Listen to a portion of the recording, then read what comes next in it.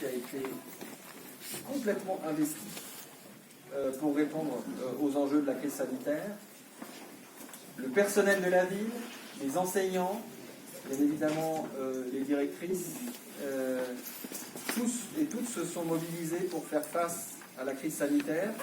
Et je voulais publiquement, formellement, aujourd'hui, les en remercier, parce que c'est grâce à leurs efforts qu'on a pu passer cette période très compliquée. Je vous rappelle le confinement total depuis le 17 mars. Et puis bien sûr, c'est aussi une école qui s'est mobilisée pour la rentrée qui a eu lieu en mai. Et puis c'est une école qui s'est aussi mobilisée pour les activités estivales. Voilà.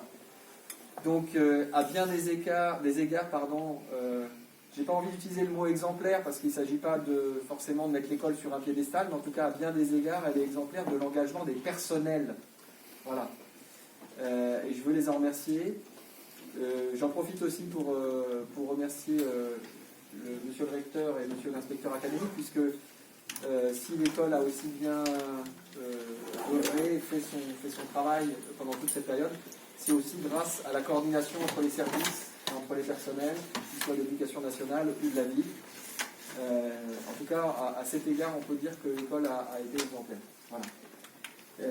Et je suis très heureux que cette rentrée ait pu être préparée et proposée dans de telles conditions, parce que moi je n'ai vu ce matin que des enfants heureux d'être ici, que des parents rassurés d'amener leurs enfants à l'école. Et ça, en tant que parent moi-même, je sais à quel point c'est important. Je veux dire, quand on vient dans une période de crise sanitaire, laisser son enfant à un enseignant, à une enseignante, dont on a besoin d'avoir quelques éléments de réassurance, et je crois que vous les avez fournis ce matin. C'est tout à votre honneur. Merci encore, Madame la Directrice, pour tout le travail que vous avez effectué pour préparer cette rentrée.